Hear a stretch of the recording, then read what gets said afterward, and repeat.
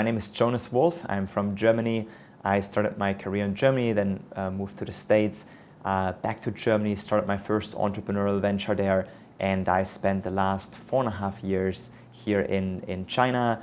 I am an entrepreneur, mentor, and leadership coach, and absolutely love running startup and impact competitions, for example, hackathons and idea funds.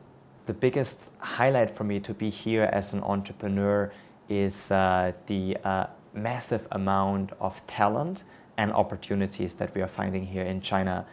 In terms of challenges, there's always uncertainty. I think every entrepreneur faces it. However, here in China, as a foreigner whose Chinese is okay but not amazing, the language barrier for sure is an additional obstacle. And beyond, I am such a huge fan of Chinese culture, of the way people interact. There's always something for me to learn, and I think this is a big part of the startup culture and experience here. The people are so driven, and competition is so tough. So it's even more important to iterate fast and change, adopt, and evolve. So I first moved to Hong Kong in 2015 and then to Beijing in 2016. And since moving to Beijing, I've been running easily over 100 startup-related events here. And I've been extremely lucky to work with an array of startups, probably 20 to 30 different startups that I worked with intensively, either as a full-time staff, as a consultant, as a mentor, as a coach.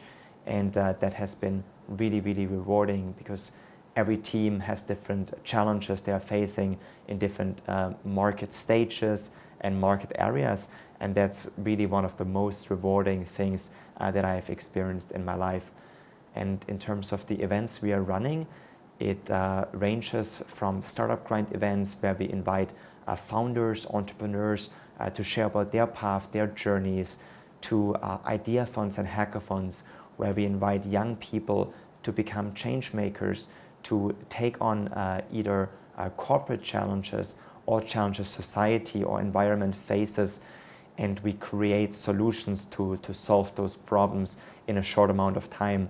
And afterwards, we invited the best teams to join the Angel Hack Accelerator, and I had the pleasure to take several teams from China to San Francisco to the accelerator program and be a part of their journey. We see lots of companies in the States and also some in Europe who even before COVID embraced things like remote work, or like some people call it WFA, work from anywhere.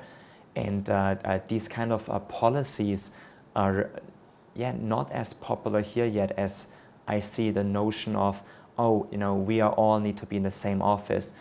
We all need to work from 9 a.m. to 10, 11 p.m., maybe even sometimes 6 days per week, versus in other places, even in startups where of course everybody faces a lot of pressure, there's more this attitude of achieve your KPIs, get things done versus the amount of time you spend in a physical location.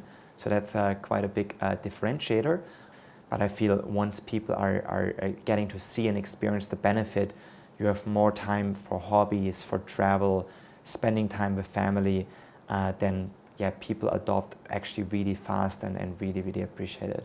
If people have the chance to not have to go to an office every day, actually you can choose to live in the outskirts where you are closer to nature, where kids can experience a different lifestyle, different way of growing up if you have a family, or people can go spend a month in even a mountain village. These days we're really empowered, especially here in China, with super fast internet. Pretty much everywhere you go, we have 4G, we have 5G, and people sometimes ask me, Jonas, why you travel so much? And I say, well, I just work from different places. It doesn't change much for me. Maybe the last point to add is I think the Chinese companies will also adopt more to the future of work as Chinese companies are going more and more global. So it's also about overhead, right? When companies expand, and before they knew, oh, we need to lease a huge office in San Francisco or New York or Paris or wherever. Of course, these costs are huge, right? But then now you have co-working spaces, and you can lease on demand or more flexible, or you rent a smaller place and people work from home, but then you bring people together at retreats and in meeting spaces. So I see this also as a huge opportunity to decrease costs and risk for Chinese companies going global, and I hope to also contribute to that and be involved in a way or another. I think it's absolutely important for global entrepreneurs and actually pretty much anybody to come and see and experience China. Number one is there's so many stereotypes about China that I think are simply wrong, and people should come and see for themselves. This is a big point, as the role of China and Chinese people, Chinese economy, Chinese politics is getting more and more important pretty much all around the world. The second point that I think is very important is that the Chinese tech is evolving at an extremely fast pace. And so for global entrepreneurs, it's extremely interesting to come here, to be here, to see, to experience, to feel, and use the apps and the ecosystems. There's a lot of people who argue there's two internet ecosystems around the world. There is China and there's the rest of the world. And so by now it's actually that a lot of global entrepreneurs are copying from the Chinese super apps, like for example, Meituan app, where you can do so many things. If you go to Southeast Asia or Africa or Latin America, a lot of the apps being developed there more actually resemble Chinese super apps than they resemble some of their Western counterparts who are way more limited in scope and functionality. And that also shows, really reflects back to the first point about the importance of China and Chinese tech just growing. And if people are not here, they're simply massively missing out, not only on opportunity, but also in particular about learning and growing. And the last point I think worth mentioning, it's all about understanding of people of different societies, and that China is obviously the world's most populous country. And if people don't understand what's going on here and also understand different parts of China, not only the metropolises, Beijing, Shanghai, Shenzhen, and so on, but also other parts of China, I think people really miss out on a key part what's going on in the world. And in my opinion, it's really important for understanding and even beyond for long-term world peace, for people to understand China and what's going on here. I think there's a lot of opportunities. These days we see the internet and social media and global communication really empowering us to collaborate. And with COVID and all the remote collaboration tools that have been emerging, of course before COVID and in particular now, we can see that we have all the tools at our fingertips. We can host anything from grassroots to 100,000 people attending conferences online, and make it actually accessible. Before, a lot was about, oh, this is invite only, or oh, some people cannot afford the plane ticket, so it's automatically that they're ruled out to participate or to join or to learn. But now with live streams and online remote participation opportunities, we really laid the groundwork for more collaboration opportunities.